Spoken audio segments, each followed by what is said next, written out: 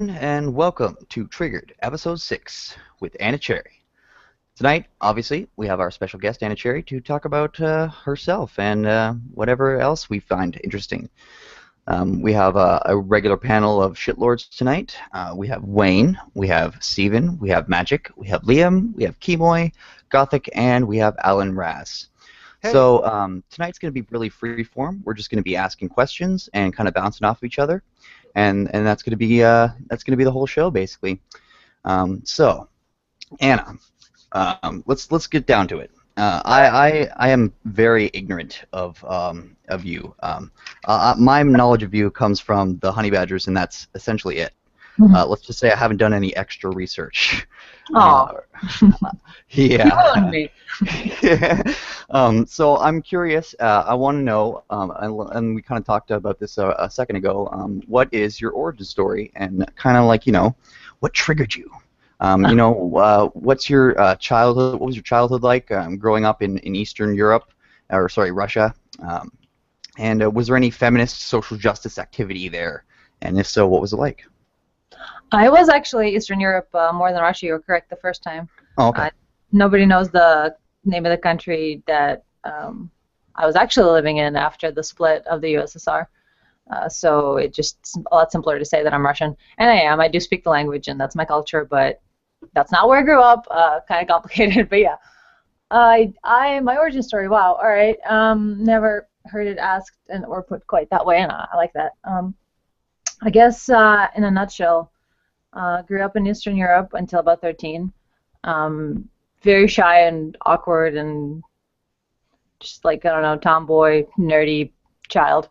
Then moved to America and then met somebody, like one of those ninja training masters up in the mountains, and trained there from 18 on, and completely, I guess, transformed my life and outlook, and got into things I always wanted to do, and got into porn and did cosplay, and then got into some activism, and here we are.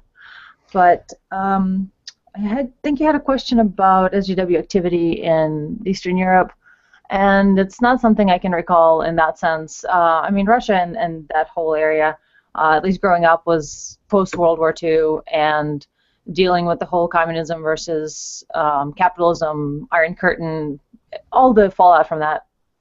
I grew up in kind of a conservative area. I think Russia in general is more right of center when it comes to just kind of attitudes. But that actually provided for a certain element of, I guess, having or maybe something else provided for it. I don't know. Maybe being communists while also conservatives. So actually having kind of a unity and sharing in that sense allowed people to kind of have a tougher skin and be able to realize that we are all in it together. We're all friends, so we can kind of poke fun of each other. And being multicultural and multinational as USSR was, we could also acknowledge the fact that different races and peoples that were mixed in had different attributes, had different physical attributes, because there was some Middle Easterners, some almost Asian looking people that were involved in the Russian nations. And we were able to notice each other's stereotypes, so to speak, or different ways in which we are particular to our race, and then be able to joke about that, but also not take it too seriously. So growing up, there was a lot of freedom of expression and freedom of speech in that way. That you could sort of poke fun of, like, women are bad drivers, or make blonde jokes, but then also make fun of men and make fun of pretty much everything. And there wasn't the same kind of political correctness. Yeah, the same kind of mentality of, this is sacred ground, you can't joke about these things. And I mean, maybe, no, actually not even religion, nothing. There was really nothing sacred in the same way that somebody would just lose their mind in defending and being authoritarian over a particular subject and forcing you to think a certain way or do a certain thing. There was not really, not in the same way that progressive radicals do it. Right. Well, I mean, Europe and Russia in general, or the whole that whole area is a very different climate from the U.S. But did you get involved in like what you are now, being a porn actress, while you were still in Russia and Europe, or was that when you came to the United States? Definitely United States. I was 13 when I left, so.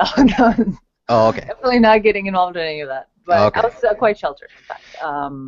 Sexually, I was very like interested in sex always, but in terms of my experience versus my fantasy life and how sheltered I was versus how unsheltered I wanted to be, there's a little bit of difference there. But I got involved in adult work and nude modeling and things like that about when I was 19, I believe. So like right away, essentially, right? Yeah, essentially. I got Um, a question for you. What Go. about the US change your whole entire self? Oh, it was in the Because U.S. It was you particular individuals. okay. Yeah, but what made you become change yourself from shy and nerdy girl to like overtly sexual and It was still doing nerdy, live cam show? Yeah, yeah, I know. But but at least confident about it. Love. I had somebody accept me and basically prove to me that I'm valuable in that way that I didn't really have before in any way. I was not, all that popular with the boys when I was younger. I had very warped perceptions of what I look like and things like that. So it's not the same confidence. So that was the biggest difference. all right. Gothic had a question. So, are you up to date with the current Russian affairs? Somewhat. I mean, relatively. Not intimately, but definitely been keeping track. So, you do read, obviously, the newspapers from Russian, in Russian, from the Russian perspective, do you? I don't read newspapers in general. I do go after news sources, but it is I don't know if need to know is the right word, but it's kind of I go after specific information rather than read particular outlets just because they're a news outlet. But I am familiar with obviously news outlets since the news have to come from somewhere. Yeah, But I'm not so, really. It seems like you're leading up to a question, so I just. yeah, I mean, how much truth does the Western media have when they speak about Russia? I mean, can you comment on that? Oh, well, it depends on what sort of topic we have in mind. Like, there's obviously there's been at least quite a tremendous amount of outrage around Russia's law of not teaching children gay, and like Russia bans gays. Well, no, you're actually completely still allowed to be gay, and nobody's taken off to prison because they're gay. This is not V for Vendetta. Although in other countries, people are taken to prison for being gay, and of course, media is not focusing on those countries, but they're focusing on Russia. And the situation with Ukraine was completely instigated, and NATO and U.S. got involved when they should have. And there's a variety of shady things that happened, as a result of which Russia was painted very badly in the media in relation to Ukraine and things like that.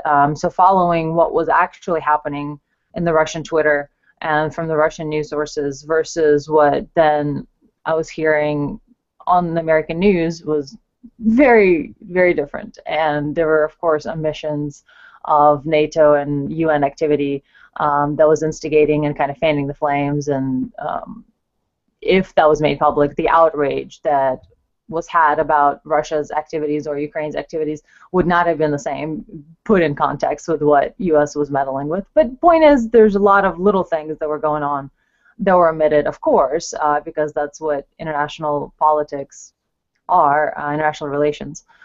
There's a tremendous amount of PR and propaganda that goes on through the news outlets.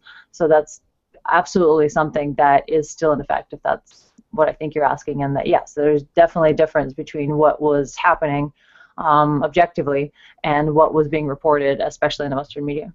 Even in Ukrainian media itself, but especially in the Western media. Right. Yeah. There's a definite discrepancy there. Stephen had a question. Stephen? Sorry, I was just unmuting myself there. As you mentioned before, you go. Actually, this was on the live stream, but that you go to cosplay events when you can. I just wanted to mention that, like over here, with some of these types of events, for example, MCM, there's been a large hike in ticket prices over the last several events. I'm just wondering, has this been happening over there, and do you see this as a potential problem for cosplayers in general, especially those with budgets? Well, in general, it's always been a thing to consider. The I guess the income divide is quite a real thing that doesn't always get the acknowledgement it deserves. And if you're doing cosplay in the first place, to be perfectly frank and real here, you need a tremendous amount of capital as it is. The people who are especially able to craft their own with the materials that are top-notch, and some of the cosplayers that have made it their career to make their cosplays and then go to conventions, they have a free time to work on all that cosplay, and B, money to make to take all those materials and get them at the store. So they basically have money because they have time to devote to these things, and they have money because they have money to buy costume equipment.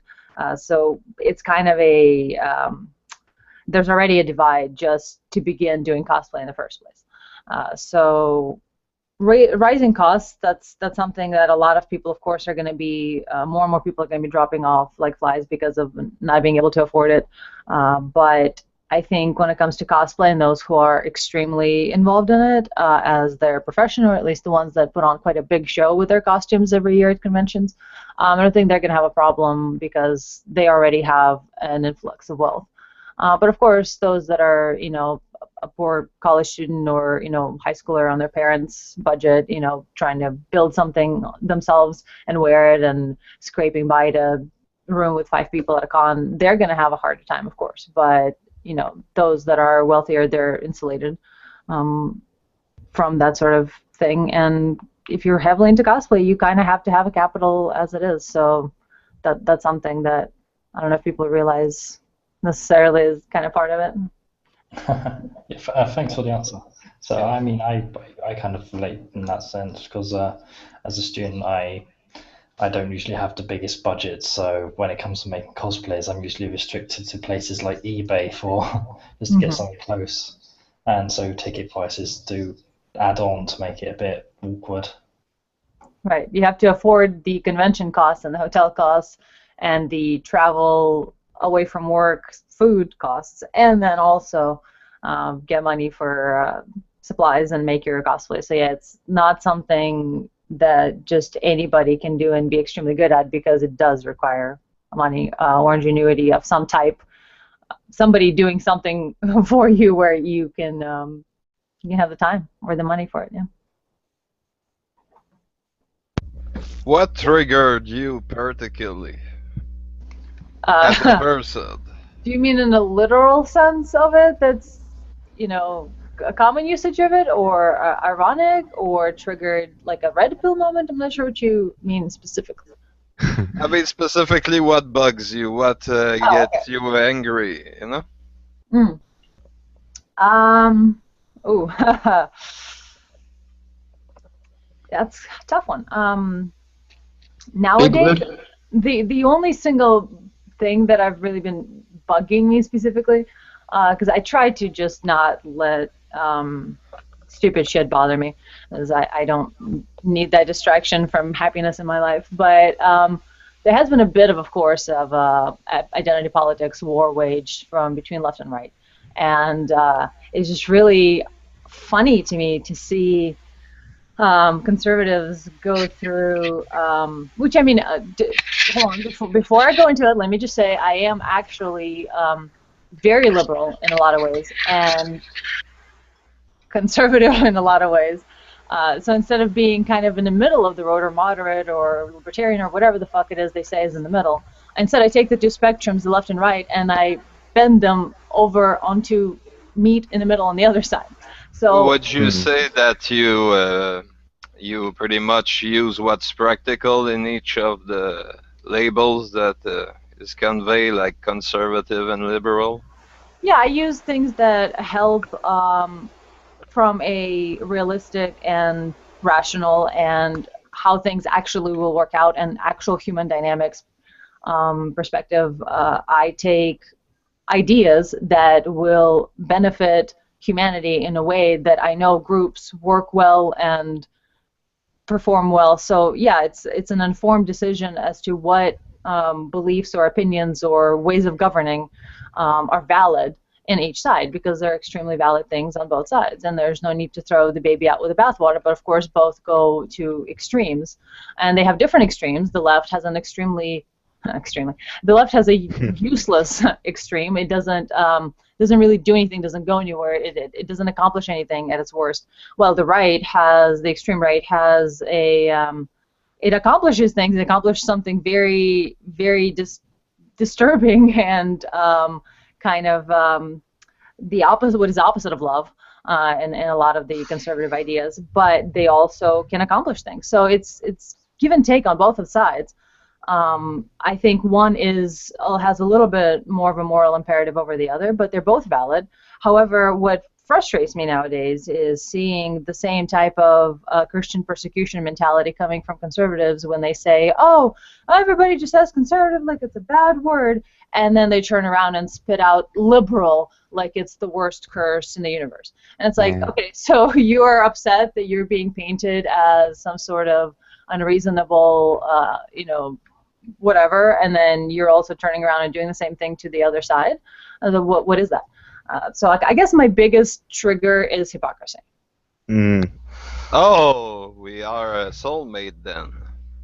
But yeah, I will say that what label would you put on yourself if you had one label to choose from? Not necessarily a political one, you know. Militant liberal. Militant hippie. Not quite sure. I actually kind of like anarcho-socialism, because I feel like, to me, that is exactly what conservatives and liberals have in mind. And if we put it together right, that might be what exactly both sides want. Because on one hand, you have the restriction of government oversight that comes from anarchy, which is the idea that people should be able to govern themselves and not anything fucking else. It's the idea that people have enough mental capacity and ability to be civilized and try to get along together to form natural governing structures that do not need some sort of outside regulation or oversight like a lot of Tea Party and the radical right believe.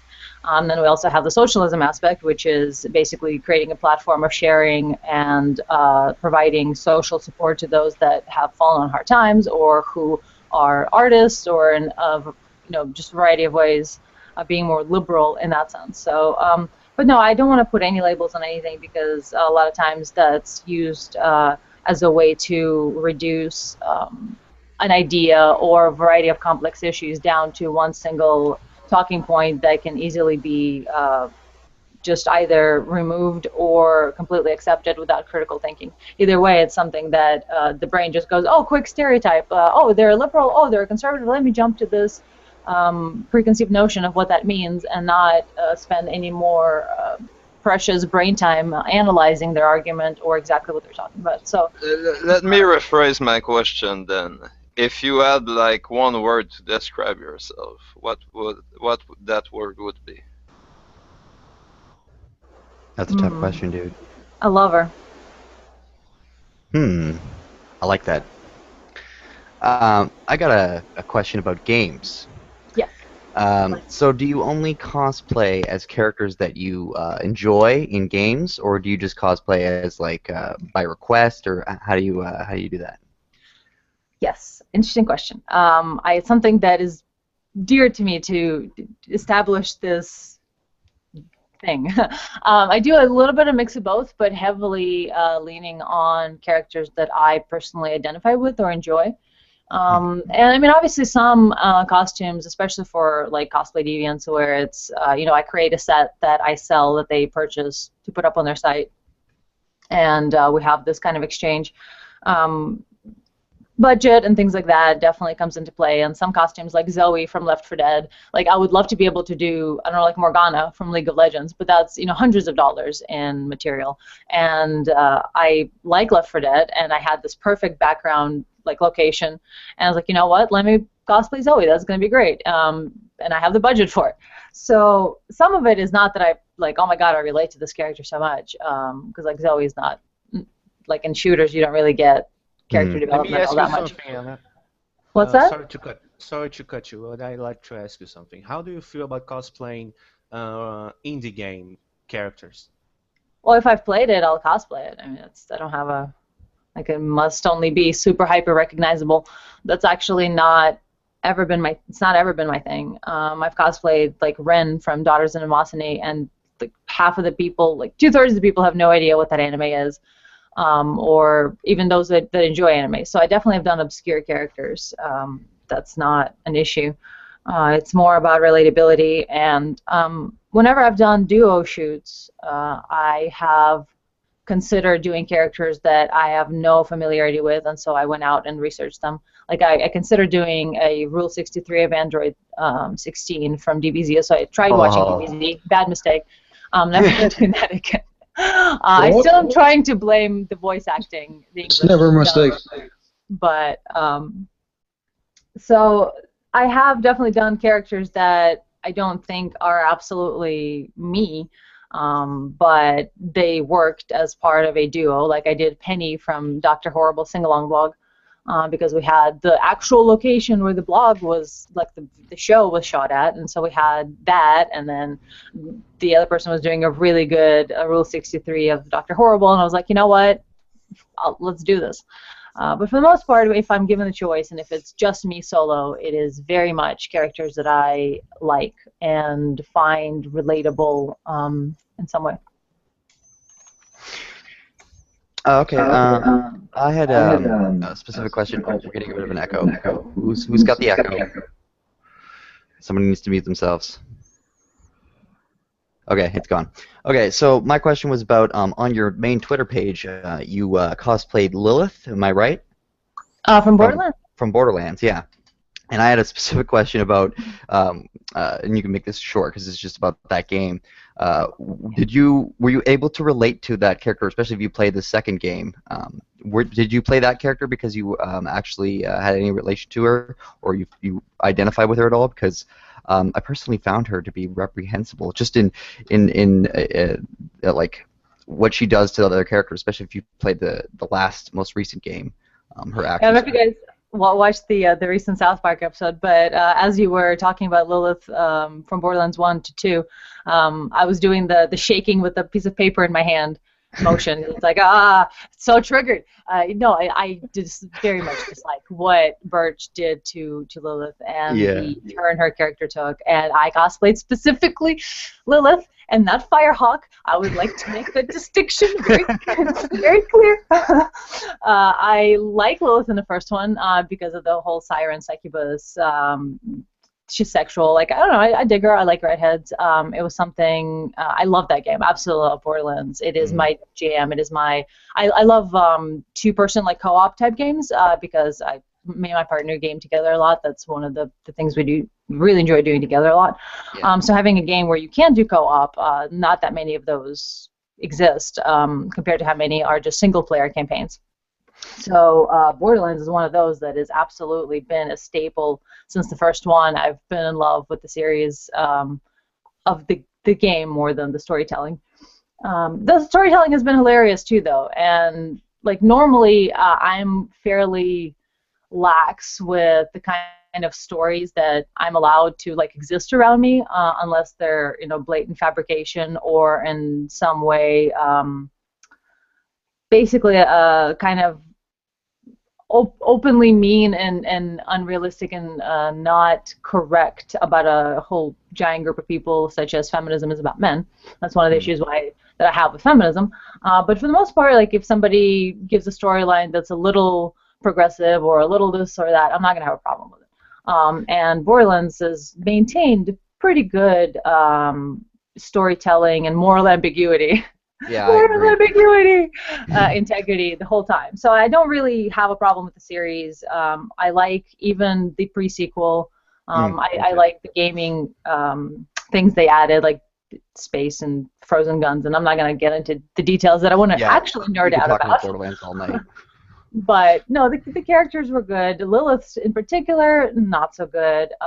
There's a influx of sadistic kind of women, I guess, since the first Borderlands. Because like Maya, you have her be kind of, I don't know, harsh. I didn't really like her personality at all.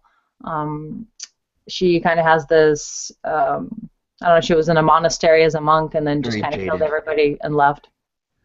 And so I don't really know what is her deal. And then there's Nisha, which is just a plain out psychopath. Mm-hmm. And of course you have Tannis, which is brilliant. And so you have the positive characters and the negative ones. And there's Moxie, obviously, and old like Scooter's great. And you have the good guys and the bad guys. So they have a pretty even mix for me of characters that are male and female that are both villains and heroes. And they have good, really, really humorous storytelling ability. So I'm completely down with that. But yeah, Lilith, especially in the Bray sequel, she was quite reprehensible and not the same character necessarily as the first one. Not like the character development has been all that strong anyway, but No.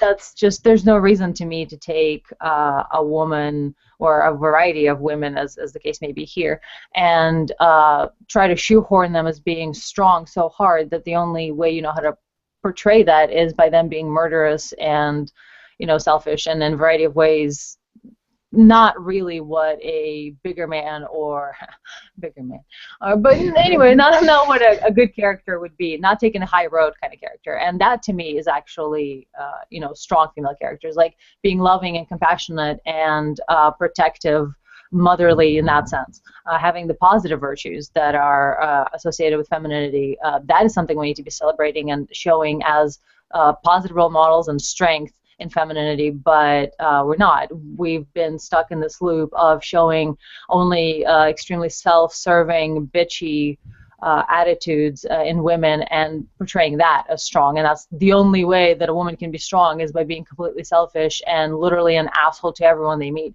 Something that a guy would get their ass kicked for 20 times a day. That is seen as strength or portrayed, not seen, portrayed as strength in a variety of media, and I completely disagree with that. So Lilith, of course, was one of the latest victims of that trope. So Mario's had a gaming-related question for a while. So Mario, why don't you unleash that? Oh yeah, and also Mario, why don't you introduce yourself, since you've not said anything since you've got here. So real quick, introduce yourself. All right, hello everybody. Hi Anna. I'm Mario, and I'm awesome. That pretty much sums it up. So my question, yes, was gaming related, but specifically, I was just kind of curious, what genre of games do you find that you gravitate towards most, and also how do you feel about either RPG style or JRPG video games, and have you ever actually played any of the tabletop style games like D&D or Pathfinder or other variants? Sure. I love questions like that because I can just talk about one of my favorite subjects at length. So I gravitate towards competitive games, I guess, if you want to put it under one umbrella. I like RPGs a lot, and JRPGs, and if I understand that correctly, if you mean like Final Fantasy type. I'm a big Final Fantasy fan, at least Final Fantasy X, and then I was playing the 9th, it was pretty cool, and I was playing the 7th, and I plan on playing a lot more of those, but 10th one just had something magical and special about it, that kind of combined the beauty that you experience when you watch anime with this sense you get when you play a really good RPG like Fallout 3, like I really like that too. Fuck yeah. My favorite, like top 3 favorite game ever. So yeah, I like FPS, I like MOBA, I really like sword fighting, Mortal Kombat, Soul Calibur type games. I like also play D&D, played Pathfinder, played D&D minis, tournament, actually. I've I just played. want to say that I think that's awesome because I actually still actively play D&D and Pathfinder, and I think more people should because it's a great exercise for the imagination. For sure, and not to mention all the books of in the Forgotten Realms that are freaking Oh awesome, God, and just yes. all of that, the Forgotten Realms in general. To me, 3.5 was like the best. Obviously, 5.0 is around right now, and I want to get into that. Played Pathfinder in between since 3.5, and then stopped now that I want to get into 5, and that I moved. But I've also played card games and board games and any kind of really game, especially at conventions or just with friends or at game shops. So I'm very much both a console, a little bit PC, and tabletop gamer for sure. I think you just answered the only question that Wayne had for you. So you've silenced Wayne. I have a Wayne. question. Yeah, Kimoy, go ahead. Yeah, Sorry, Wayne. and before you're talking about liberals and conservatives, and you're saying something about the opposite of love. Can you elaborate on that a bit? Yeah, I mean, I really, actually, now that the horseshoe theory has come about, that kind of sounds unfortunately similar, but that's not really what I'm talking about. The horseshoe theory, on one hand, is when you have the kind of the worst of both worlds, where they seem to be on the opposite sides of the spectrum, but they actually behave in very similar ways. So it's kind of like taking that spectrum and bending it into the shape of a horseshoe. So the two opposite sides are actually a lot closer to each other than they think they are.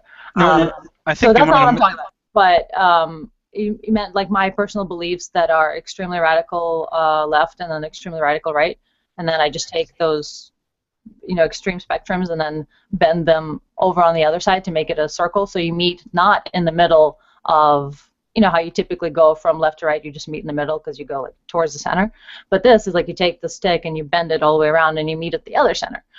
So it's like, I guess it's also in the middle, but like a different kind of middle, not a lukewarm, kind of a little bit from.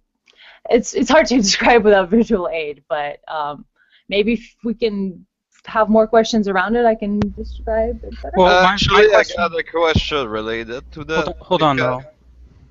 Let Kimo I go. think my question was sort of maybe misheard or something, but I was talking about love specifically. You're talking about love, and you're saying something like conservative outlook on love is the opposite of love, or I don't know if that's Yes. exactly what you're saying, but if I gotcha. you can elaborate.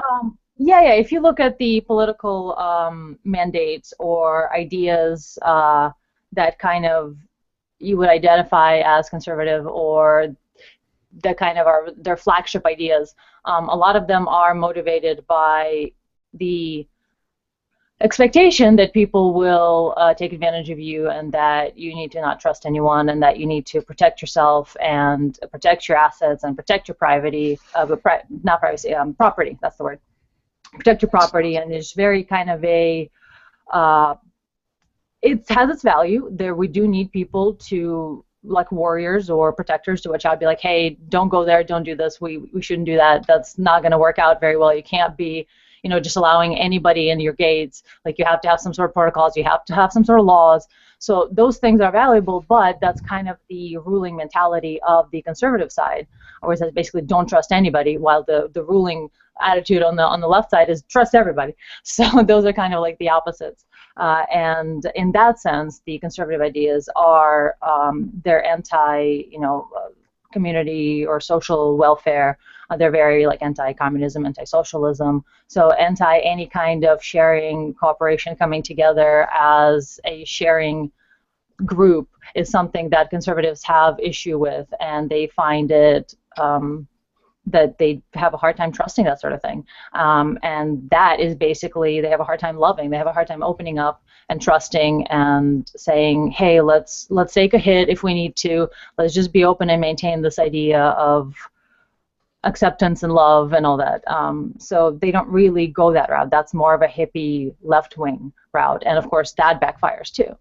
But as a rule, the conservative side tends to be on the protection and fear and closed up sort of side of approach to life.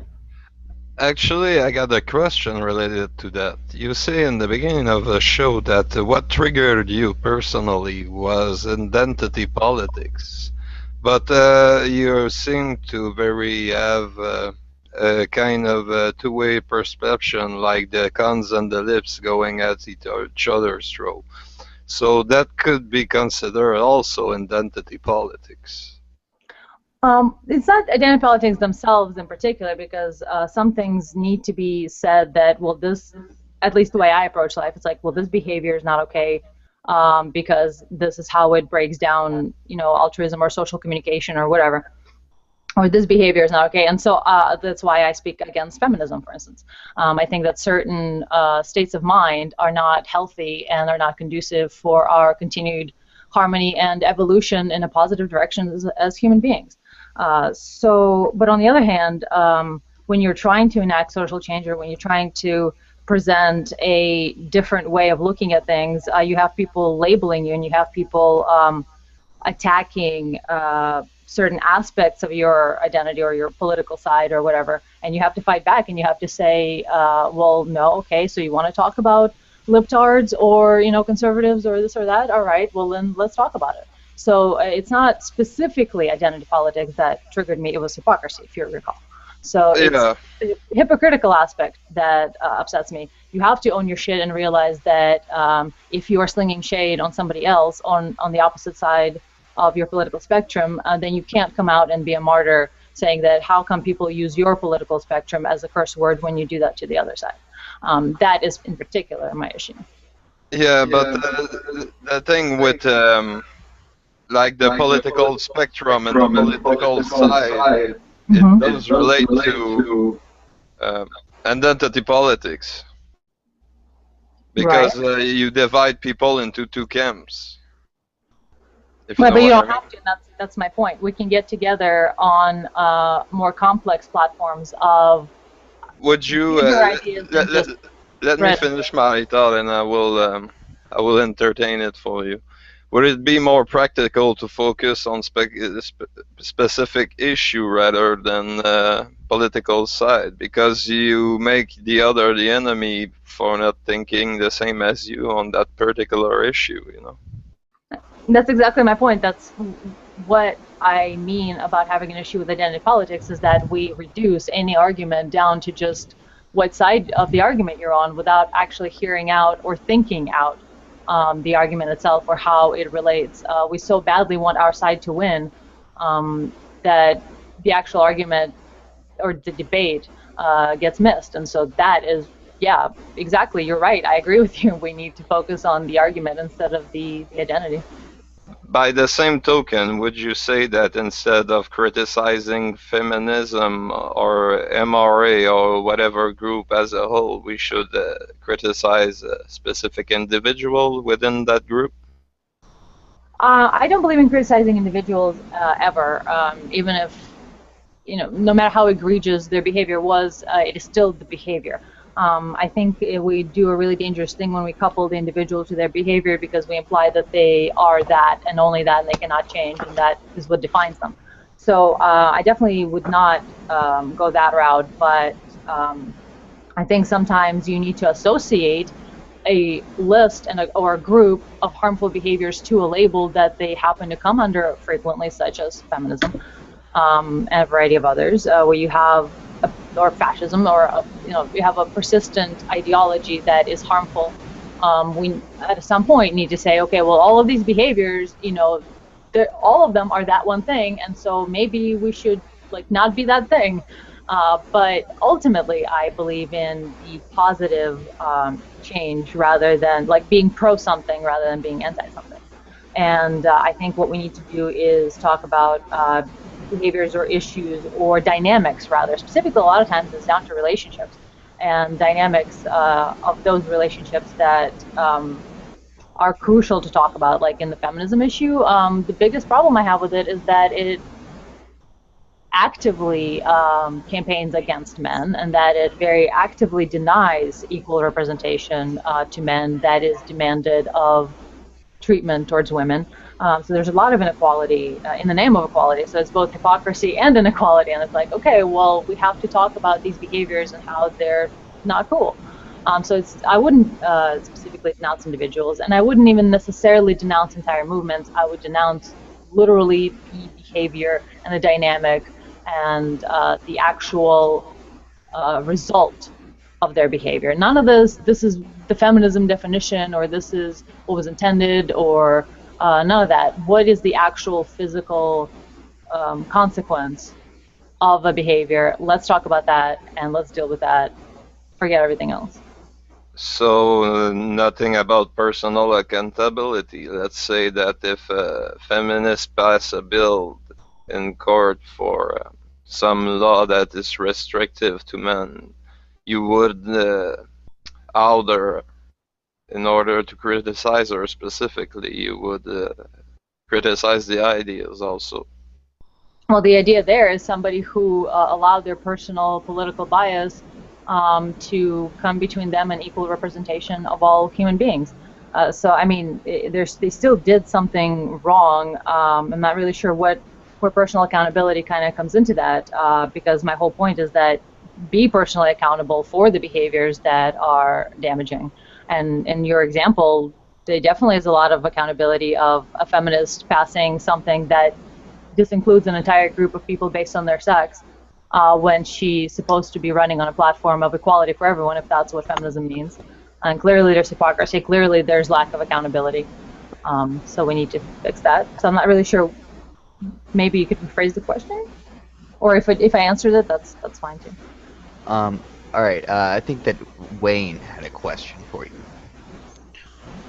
Oh, I have thousands of questions, but first of all, there was actually a question from chat from one of our hordes of listeners, who's actually a regular honey badger listener, which is a oppressive straight white male Christian, who asks if you'd be interested in doing a Scully cosplay.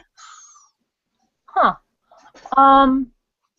I find I don't look like her at all. Sometimes that is kind of a part of relating to a character, is feeling like I look like them, or in some way it could embody them.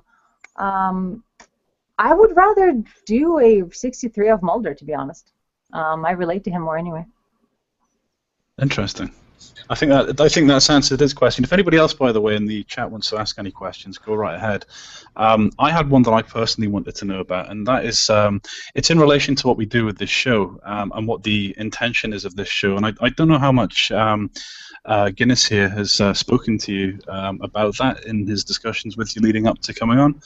But what we're trying to do is kind of foster discussion between all of these people who do identify in different ways, and people who have disparate opinions.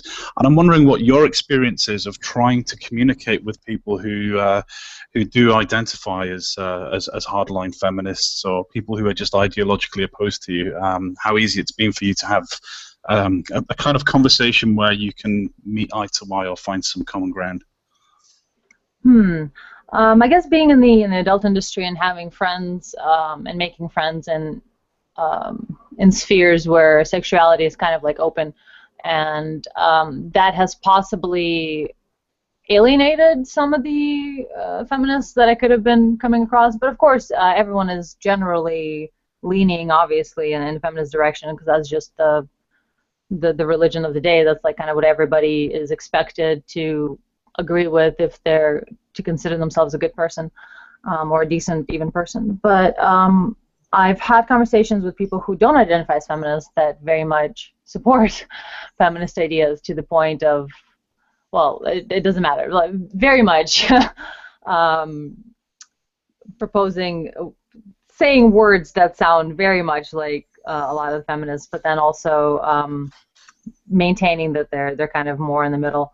And it's something that is hard to do, because like any really indoctrinated faith religion, like feminism, it's really hard to talk to devotees about any kind of doubts they might be having, or to bring a logical view to their doctrine. That's not something that works out very well in religious circles. So there's that. When you're talking about super hardcore feminists, and I've never really gotten into a debate with a hardcore feminist. Somehow, even those that are feminists, like that I've briefly interacted with, like Gail Dines or Chelsea Poe or others on Twitter, it's never really come up. There's never been a heated discussion or denouncing of me being anti-feminist or any of that. So I've actually had positive interactions with feminists, but of course we didn't talk about feminism. So Sure. that's probably a big part of that. And in person, I haven't really. What would be your advice then for us who are looking to try and encourage people who maybe are a bit more hardline feminist? If we want to try and encourage them to come and hang out with us here, who do you think we should approach? I honestly have no idea. I don't really keep up with social stuff all that much. I'm not the person to ask about that. That's fine. But I would just rather suggest you don't, because there's really no discussion to be had with feminism, feminists, whatever.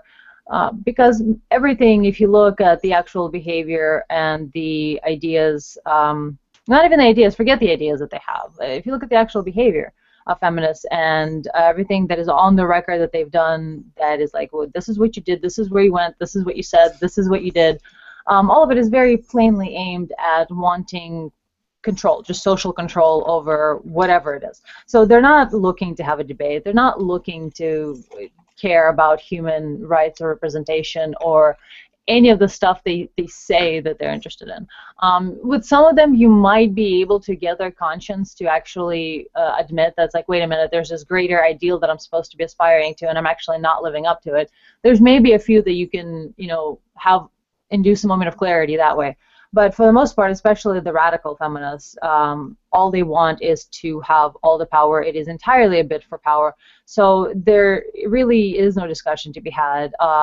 We just, at this point, there's kind of, where's that line between giving somebody attention in order to disqualify their message versus just continuing to give them attention, therefore giving them a platform.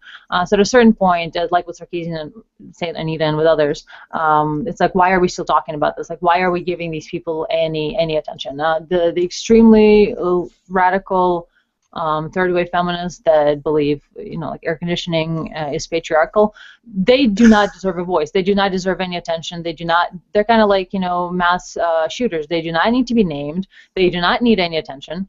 It is not something we need to be encouraging by being all outraged about it. They're full of shit. None of it makes sense. It is completely irrational, and we need to start treating it as that instead of validating it by giving it a space to debate.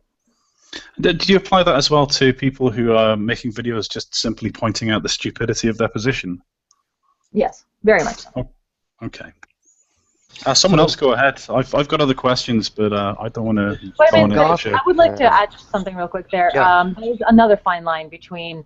I realize that if you have only one side constantly pumping out media that is teaching people to think in their way or giving flat-out lies and incorrect statistics and incorrect facts, as most feminism videos do. Once you have a lot of videos coming out from that think point, you kind of need to start having videos that show the opposite side or that debunk it. So there's that fine line between giving it too much attention versus giving an opposing voice. So I have kind of a love-hate relationship with response videos to feminist stupidity. Sure. Brilliant. Good stuff. I think Gothic's next, isn't he? Yes, Gothic is next. Yeah, I've got a question about the gender relations in the porn industry.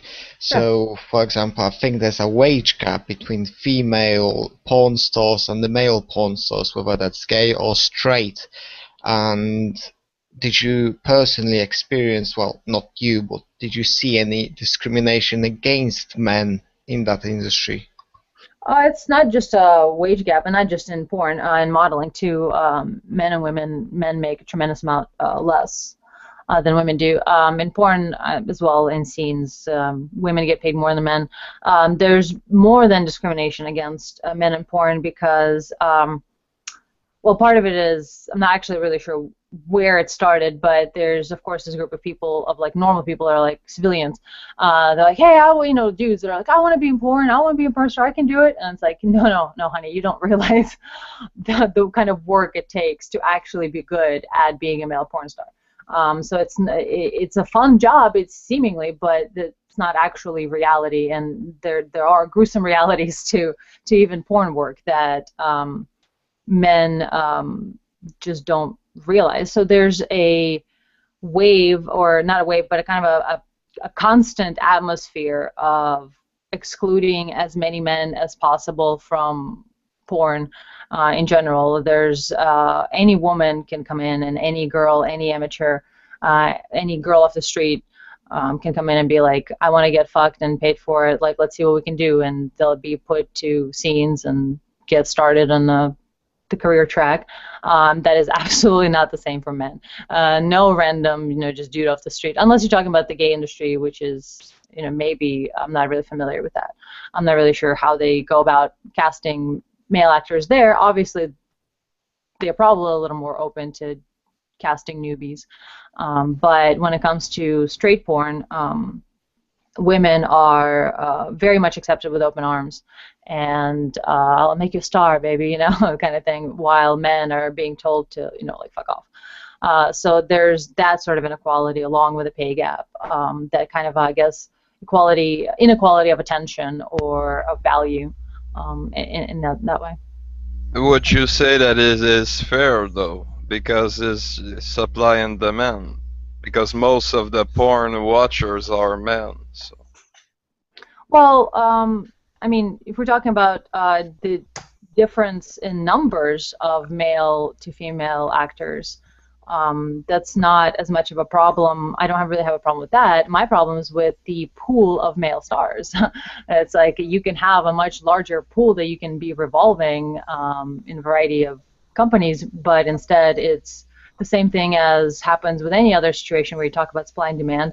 A small group of people that all have nepotism and special relations with each other to provide each other with high-paying jobs end up in power, and that only that tiny clique of people gets to experience the benefits.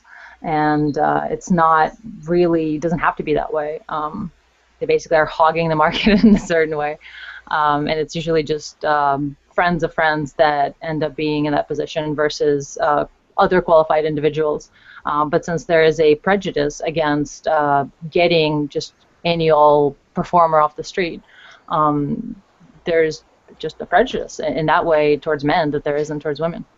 So I think the way Magic's coming at it, and from the way you're answering, there's two different degrees, if you like, there of what you might consider discrimination. And I think where Magic's coming from is the idea that, frankly, the commodity that people are buying when they buy specifically with straight porn is the female sexuality.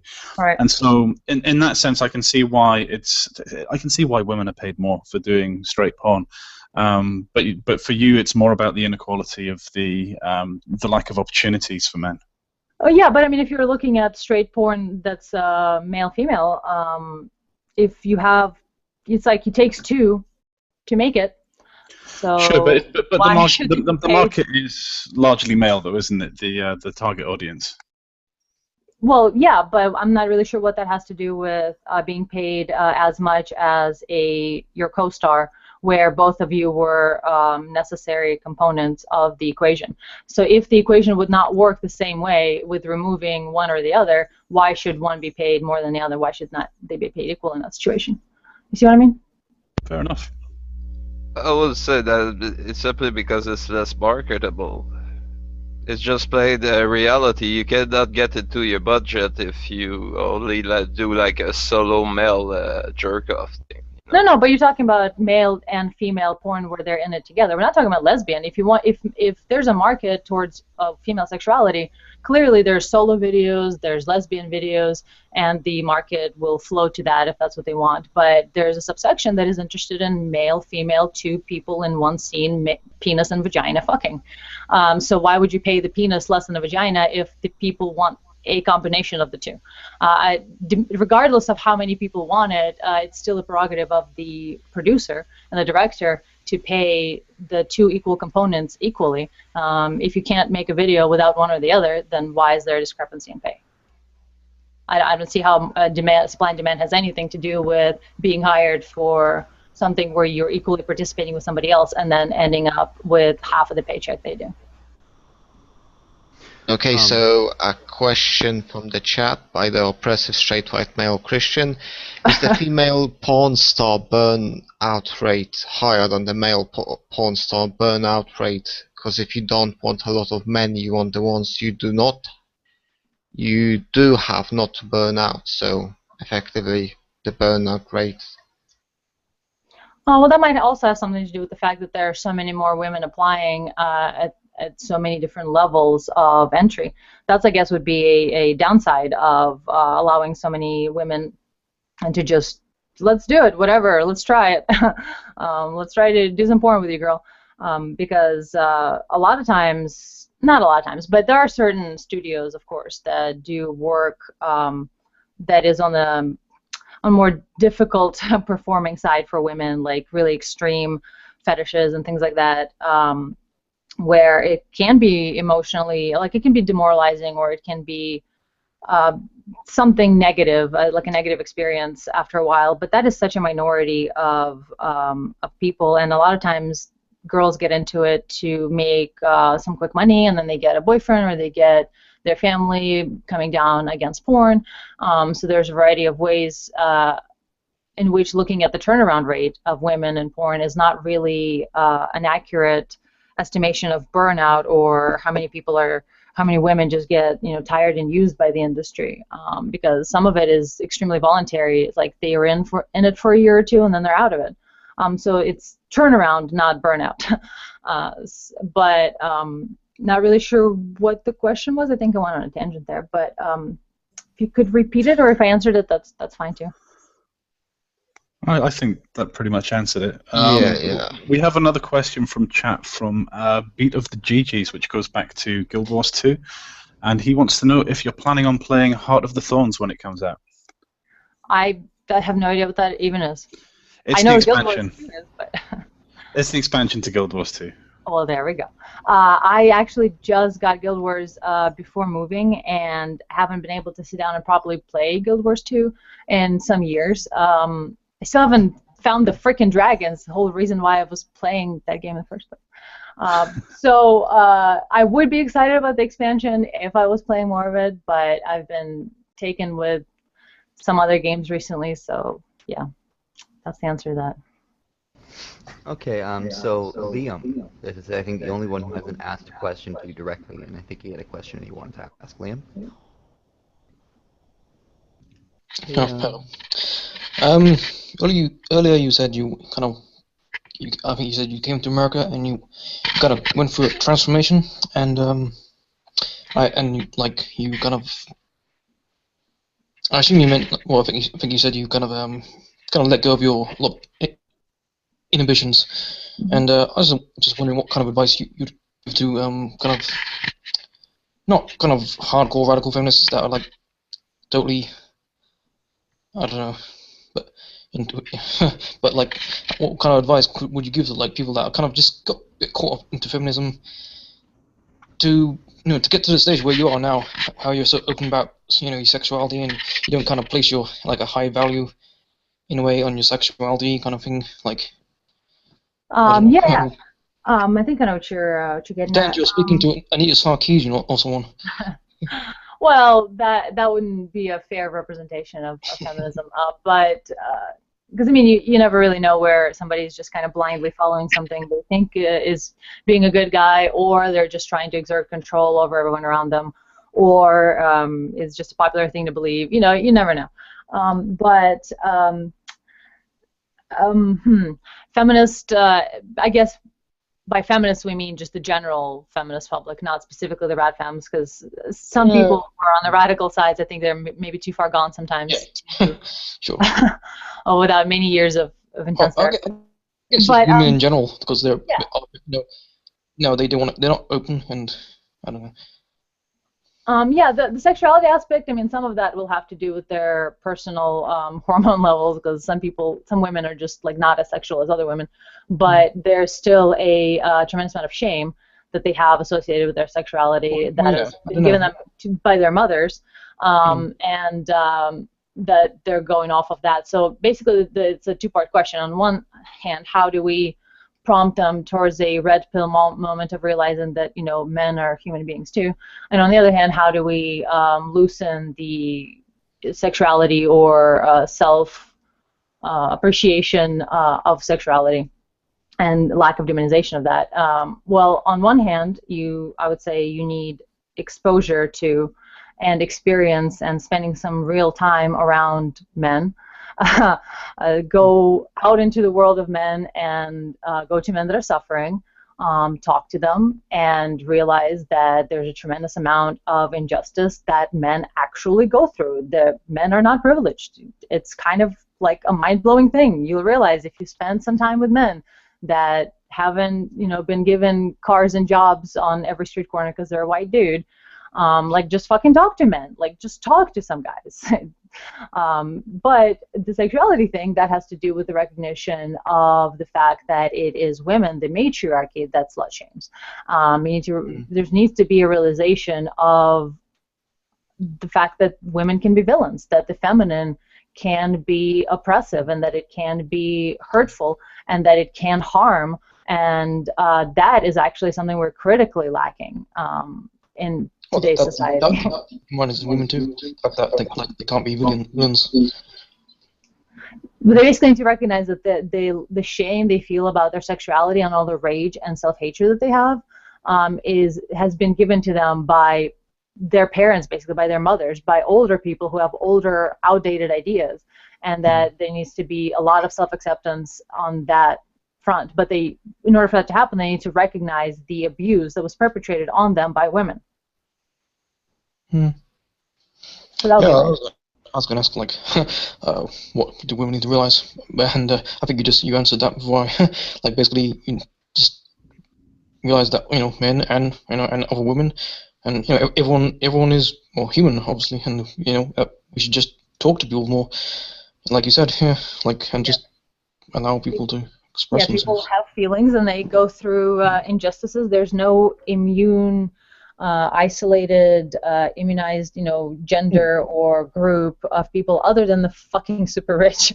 There's really no, but even they are miserable too. So it's like we have to humanize human beings to each other, and we need to do away with ideas that, you know, men are some stoic, wooden things that have no feelings.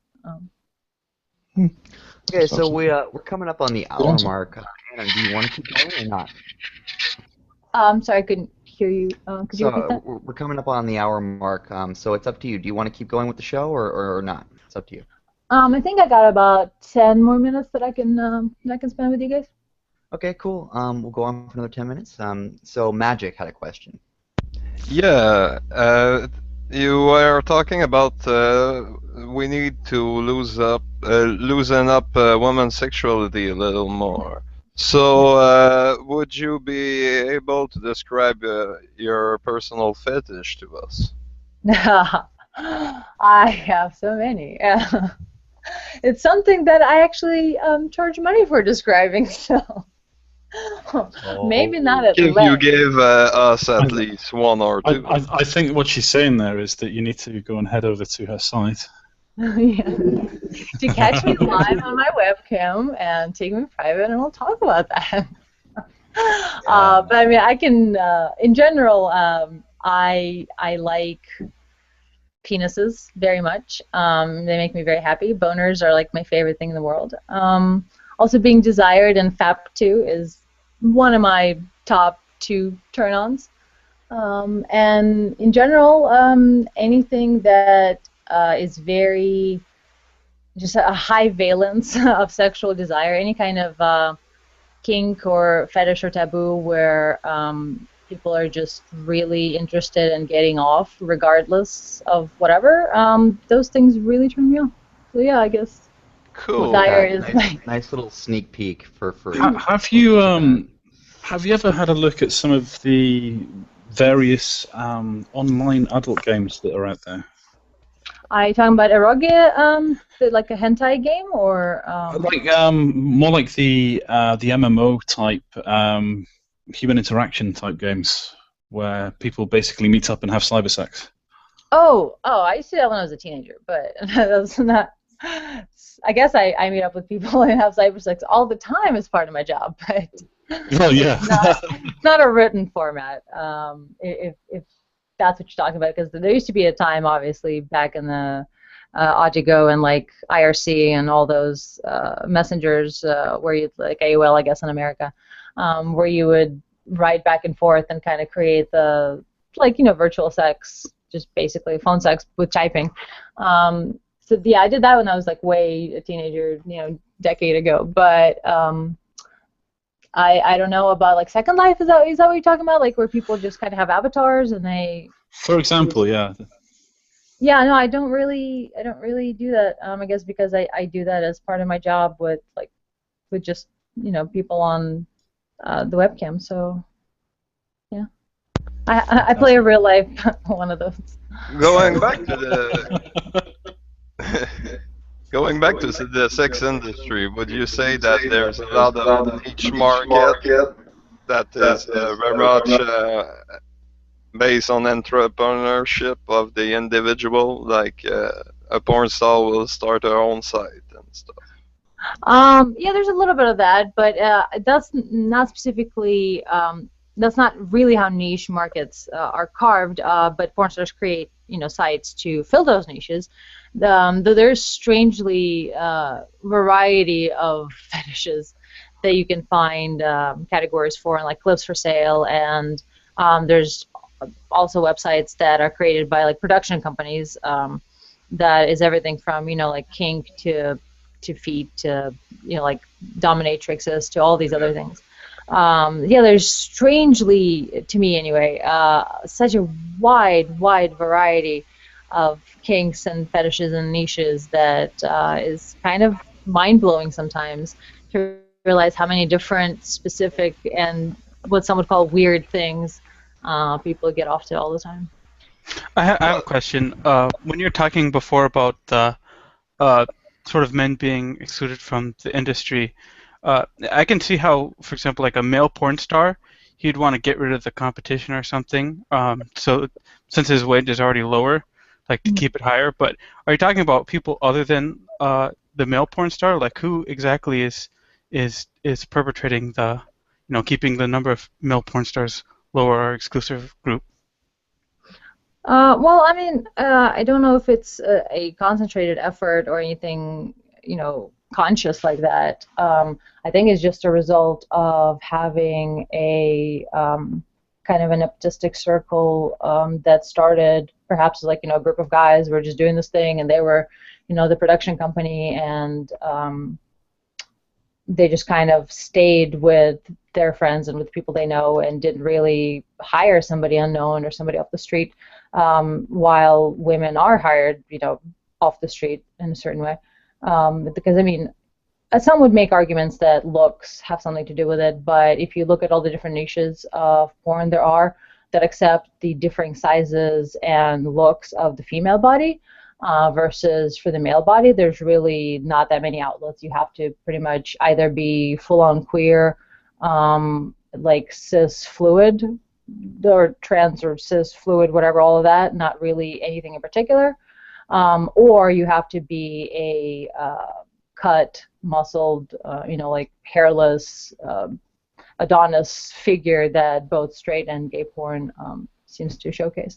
So for men, there's really pretty much only one way, and for women, there's a variety of ways in which they're like big, beautiful, the BBW community, and then there's like the queer community, and there's trans community, and there's a variety of things that women have a bigger entry door in that sense.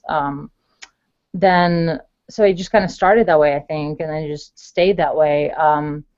And going back to, I guess, performance, a lot of times for men who are in the porn industry, they do have to actually actively be skilled at orgasm control, at erection control, at basically being very nimble with their penis.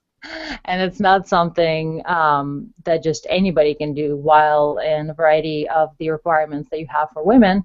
Obviously, the award-winning porn stars and the higher-paid porn stars have a lot of skill in a variety of ways, but that's not every girl that does porn. So sometimes they literally do have to just lay there and look pretty, while the man does most of the work. So I would say that from just starting as a small thing to going to maintaining that exclusivity through not branching out outside of your immediate group of friends that are already the porn stars.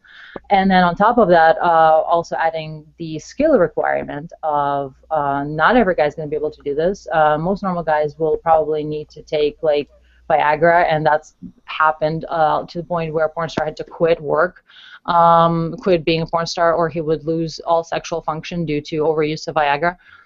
So I mean, there's requirements, I guess, placed on men on top of all the other things that just kind of keeps the number artificially low. But there's definitely a kind of a discrimination towards women who are in some way not just fast and loose and ready to just dive into the porn industry, and I mean understandably so, if they have any sort of reservations or ties to their family that are really strong. A lot of times that is going to be something that contributes to the turnaround rate.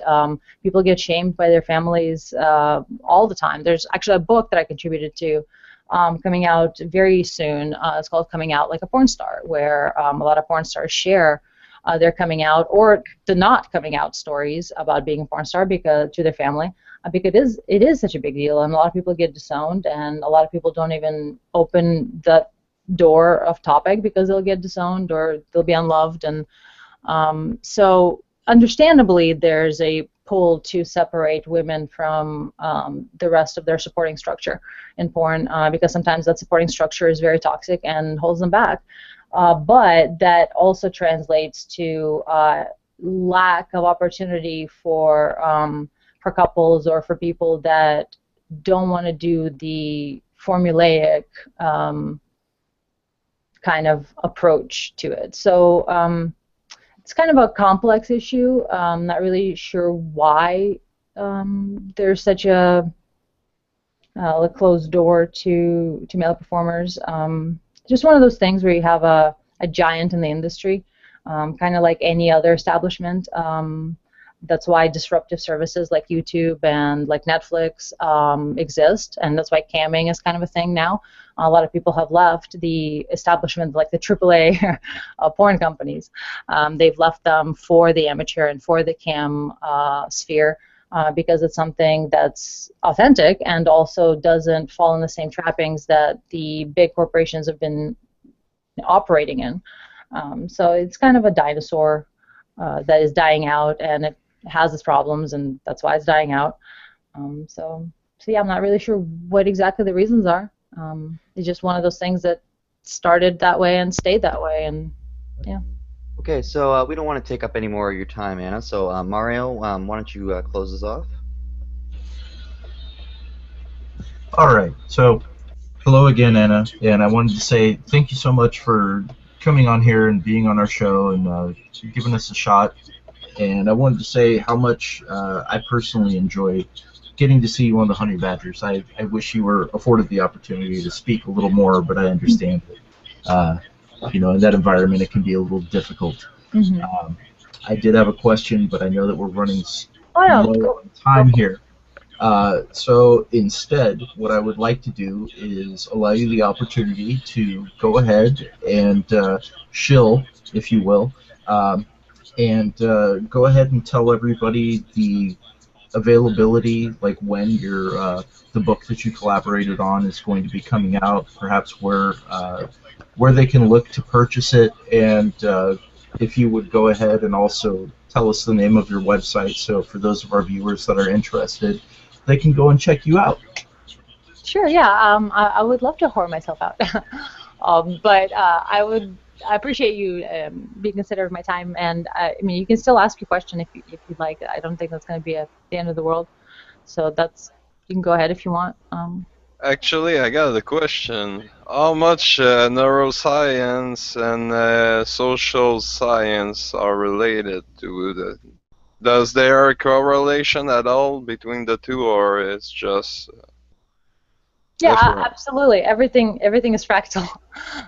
The relationship between the brain hemispheres that we observe in neuroscience can very seamlessly almost be transferred to the relationship between actually the conservative and the liberal, as well as male and female, and a variety of other ways in which sociology and neuroscience, it's a smooth continuum of something that works a certain way on a smaller level will also work in a similar way on a larger level.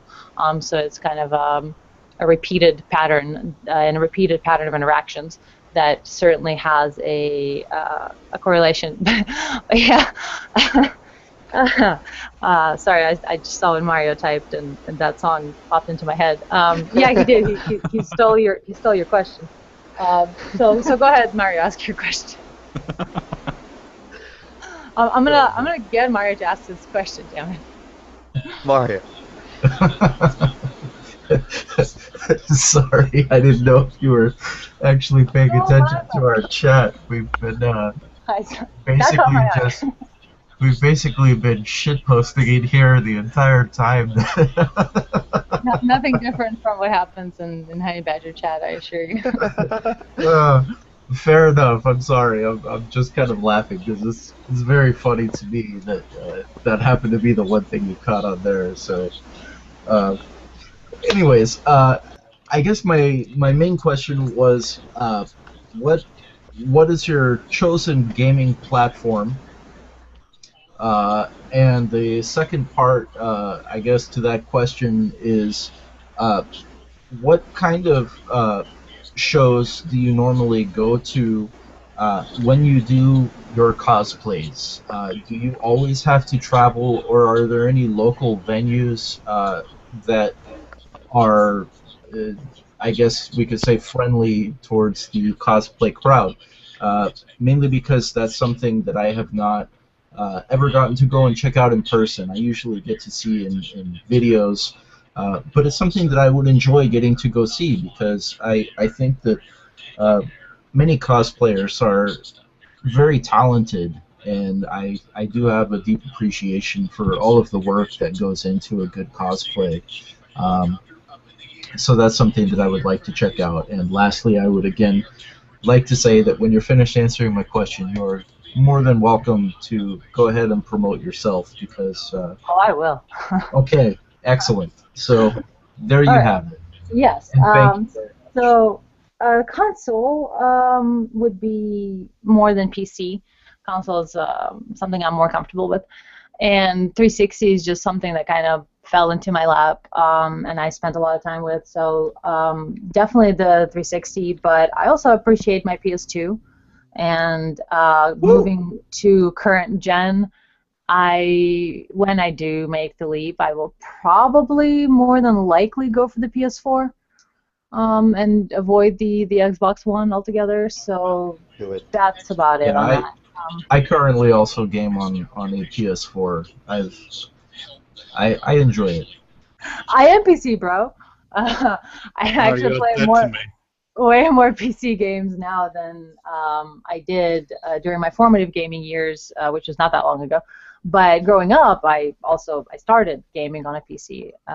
Did the original Prince of Persia and Solitaire. And but actually, Lion King was like, I don't know, nobody probably played that game, but I remember that game. That was an interesting one. Yep. And I did my first like serious gaming beginning was on a GameCube, Twilight Princess. So my first I love you. full feature game was Yay! and that really got me into gaming. I think the second game I played was Call of Cthulhu: Dark Corners of the Earth, and that was not the best introduction to an FPS I would recommend for an FPS RPG. So yeah, that's about it on the consoles. convention-wise, you if you want to go to a nice big one, you have to travel unless you happen to be lucky enough to live in one of the cities. So the staples is the Dragon Con in Atlanta, and Gen Con in Indianapolis, and of course Comic Con, from what I hear. Though I mean, I've never really gone to one of those. I've always associated with more of a like E3 companies going out to pimp their product more than people getting together to be nerdy and play games like Dragon Con. But I mean, granted, I started back when I lived in Memphis. I started at Mid-South Con, which was kind of a small local thing where people got together to just game and be nerds.